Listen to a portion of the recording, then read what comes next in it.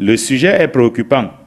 Il ne se passe pas un seul jour sans que des cas de violence ne soient enregistrés au Cameroun, surtout en milieu jeune. Que ce soit en milieu familial, que ce soit en milieu scolaire, que ce soit même dans la rue particulièrement, il y a de la violence. La violence en milieu jeune a atteint des proportions inquiétantes, conséquence de l'oisiveté qui caractérise les jeunes au Cameroun. Le fait qu'un jeune refuse carrément de s'instruire, ça c'est aussi une forme de violence, c'est-à-dire décroche, n'est-ce pas, au niveau de l'école, au lycée, à l'université, refuse de ne plus rien faire de sa propre vie. Ça c'est une forme de violence. Et plus tard maintenant, il va causer un vrai problème à la société. L'Église et la société civile tirent la sonnette d'alarme.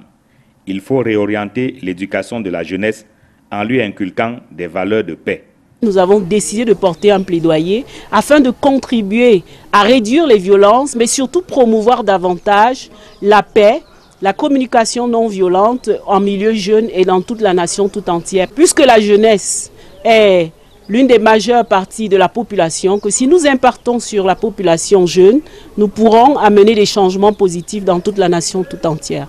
Le projet est porté par l'Église évangélique du Cameroun, EEC, elle-même secouée ces derniers temps par des querelles ayant débouché parfois sur des scènes de violence. Nous avons passé pratiquement 5 années ou 6 de division et de querelles, et donc nous n'avons pas connu de paix.